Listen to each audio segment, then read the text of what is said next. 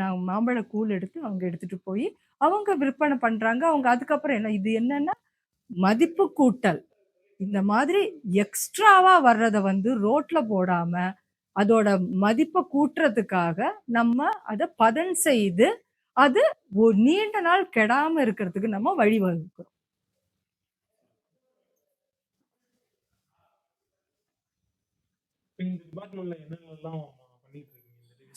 இந்த டிவிஷன்ல நாங்க 3 பகுதிகளை நாங்க ஆராய்ச்சிகள் நடக்குது.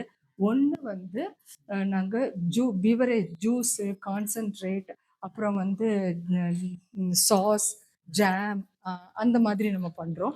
அப்புறம் இன்னொன்று வந்து ஃபுல்லா காய்கறிகளை வந்து ட்ரை பண்ணிட்டு பவுடர் பண்றது அந்த மாதிரி. அப்புறம் இன்னொன்று முக்கியமா இப்ப எது நாங்க ஆரம்பிச்சிருக்கோம்னா இந்த அண்டர் யூட்டிலைஸ்டு ஃப்ரூட்ஸ்ன்னு சொல்லுவாங்க. இப்போ வந்து அது வந்து என்னன்னா ஜாமுன், டிராகன் ஃப்ரூட்டு, அவகேடோ, அந்த மாதிரி மக்களுக்கு ஜாஸ்தி தெரியாத ரொம்ப கம்மியா விளைவிக்கிறது அந்த மாதிரி பழங்கள் காய்கறில இருந்தெல்லாம் நாங்க இது எப்படி மதிப்பு கூட்டல் பண்ணி ப்ராடக்ட்ஸ் பண்றதுங்கிறத நாங்க அந்த ஆராய்ச்சியும் நடந்துட்டு இருக்கு. இன்னொன்னு எங்க இதுல என்னன்னா இது ஒரு பகுதி நான் வேல்யூ அடிஷன் சொல்லிட்டேன். இன்னொன்னு இந்த மாதிரி ஃப்ரெஷ்ஷுன்னா இப்போ நம்ம காய்கறி வாங்குறோம். உதாரணத்துக்கு இது கீரை. இந்த கீரை வந்து நம்ம அப்படியே பறிச்ச உடனே இது ஃப்ரெஷ்ஷா இருக்கு. இப்பதான் நாங்க பறிச்சுட்டு வந்தோம், இந்த ஃப்ரெஷ்ஷா இருக்கு. ஆனா கடையில எல்லாம் என்ன செய்வாங்க, இது வாடாம இருக்கிறதுக்கு சாக்கு போட்டு தண்ணிய தொளிச்சு பண்ணுவாங்க. அது வந்து அவ்வளவா சுகாதாரம் கம்மி, சுகாதாரம் அற்றது. ஆனா என்ன நம்மளுக்கு ஃப்ரெஷ்னஸ் இருக்கணும். அதுக்காக இங்க எங்க விபாகத்துல எங்க லேப்ல நாங்க இந்த ஹியூமிடிட்டி பாக்ஸ் இதுல வந்து நாங்க கண்டுபிடிச்சிருக்கோம். இதுல என்ன ஒரு முக்கியத்துவம்னா இந்த பாக்ஸ்ல வந்து நம்ம இந்த கீரையை நம்ம வச்சுட்டு இந்த மாதிரி வைக்கணுங்க. இந்த பாக்ஸோட கொள்ளளவு வந்து 10 கேஜி, 10 கிலோ கொள்ளளவு. ஸோ நம்ம 5 கட்டு, ஒரு கட்டு 2ன்னா 10 கிலோ வைக்கலாம். வச்சுட்டு இந்த மாதிரி மூடி வச்சிடணும்.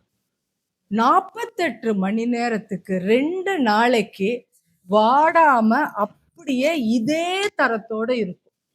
இந்த தொழில்நுட்பத்தை வந்து இது ஃப்ரிட்ஜ் கிடையாது, இதுக்கு எலக்ட்ரிக் கரண்ட் எங்கேயுமே பிளக் இல்லை, கரண்ட்டும் வேணாம், தேவையில்லை. நீங்க என்ன பண்ணணும், கீரையை வந்து கீழே தண்டு நல்லா மண்ணெல்லாம் போக கழுவிட்டு, நான் இப்ப வைக்கிறேன் பாத்தீங்களா, இந்த மாதிரி வச்சுட்டு மூடி வச்சுட்டா போதும். இந்த தொழில்நுட்பத்தை நாங்க ஒரு 5-6 கம்பெனிக்கு கொடுத்துருக்கோம். இங்க பிக் பாஸ்கெட்டு, வேக்கூல், அந்த மாதிரி பெரிய பெரிய நிறுவனங்கள் வந்து இந்த தொழில்நுட்பத்தை வந்து எங்ககிட்ட லைசன்ஸ் எடுத்துட்டு, இப்ப நீங்க பார்க்கலாம் இந்த மாதிரி சின்ன பாக்ஸ் இருக்கு, பெரிய பெரிய கம்பெனிக்காரங்கெல்லாம் எப்படிதான் நாங்க அந்த தொழில்நுட்பத்தை வாங்கின அப்புறம் அவங்களுக்கு என்ன சைஸ் வேணுமோ அந்த டிசைன் டிராயிங் கொடுத்துட்டு, எங்களுக்கு மார்ஜரைஸ்டு மேனுஃபேக்சர் இருக்காங்க, அவங்க கிட்ட எந்த சைஸுக்கு வேணும், எப்படி வேணும் நாங்க டிசைன் கொடுப்போம். அவங்க வந்து உங்களுக்கு உபயோகத்துக்கு ஏத்த மாதிரி அவங்க செஞ்சு கொடுப்பாங்க. இது வந்து இருக்கிறதுலே சின்ன சைஸ் பாக்ஸ். இந்த பாக்ஸோட விலை 5000 ரூபாய். ஆனா இது ஒன் டைம் இன்வெஸ்ட்மெண்ட் தான். இது கரண்ட்டும் வேணாம், ஒரு தடவை நீங்க 5000 ரூபாய் கொடுத்து வாங்கி வச்சுட்டீங்கன்னா இது பண்ணலாம். இப்ப நாங்க சமீபத்துல வந்து 2-3 கிராமங்களுக்கு வந்து கேவிகே மூலமா கொடுத்துருக்கோம். அவங்க என்ன பண்றாங்கன்னா இந்த மாதிரி சிறு சிறு கடைகள்ல பெட்டி கடைன்னு சொல்லுவோம், அவங்க எல்லாம் வந்து இந்த மாதிரி சின்ன சின்ன கொஞ்சம் கொஞ்சம் காய்கறி எல்லாம் வாங்கி விற்கிறவங்க இந்த பாக்ஸ்ல வச்சுட்டு அவங்க நல்லா அடுத்த நாளும் த சேம் ரேட். இப்ப இது வந்து இந்த கட்டு 10 ரூபாய்க்கு இருந்துச்சுன்னா வாடி போச்சுன்னா அதோட ரேட் 5 ரூபா 4 ரூபாய்க்கு தான் விற்பாங்க. அது ரொம்ப வாடிருச்சுன்னா அதை வந்து மாட்டுக்கு தீவனமாவோ இல்ல வெளியில கொட்டிடுவாங்க. ஆனா 2 நாளைக்கு அப்புறமும் இந்த கட்டு அப்படி ஃப்ரெஷ்ஷா இருக்கிறனால அவங்க என்ன சொன்னாங்கன்னா, நாங்க ஃபீட்பேக் கேட்கும் போது, மேடம் நீங்க 10 ரூபா இந்த கட்டு வந்து ஃபர்ஸ்ட் டே 10 ரூபா வித்தாலுமே 2 நாளைக்கு அப்புறமும் நாங்க அதே 10 ரூபாய்க்கு விற்க முடியுது. ஏன்னா அந்த ஃப்ரெஷ்னஸ் மெயின்டைன் ஆகுது அப்படின்னு ஒரு நல்ல ஃபீட்பேக் கொடுத்துருக்காங்க. இதோட பேரு Arka high humidity storage box. இதுல வந்து நீங்க கேட்கலாம், வெறும் அது என்னது சொப்பு கீரை மட்டும்தான் வைக்கணுமான்னு. அப்படி கிடையாது. கீரை, வெண்டைக்காய், அப்புறம் பீன்ஸ், எது எது வேகமா போகாம இருக்கணுமோ, வாடி போகுதோ அது வாடி போகாம இருக்கிறதுக்கு இந்த பாக்ஸ் யூஸ் ஆகுது. கிழங்குகள் எல்லாம் வைக்க தேவையில்லை. பூக்கள் கூட வைக்கலாம், பூக்களும் வைக்கலாம்.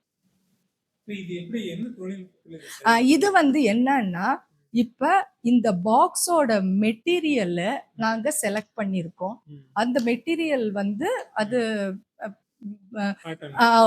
அந்த மெட்டீரியல்ல வச்சு நாங்க ஆராய்ச்சி பண்ணி பார்க்கும்போது அது உள்ள மைக்ரோ கிளைமேட்டிக் என்விரான்மெண்ட்னு சொல்லுவோம். அது என்னன்னா, இந்த கீரை வந்து ஃப்ரெஷ்ஷா இருக்கிறதுக்கு என்ன டெம்பரேச்சர், என்ன ஈரப்பதம் வேணுமோ அதை வந்து கரெக்டா மெயின்டைன் பண்ணுது.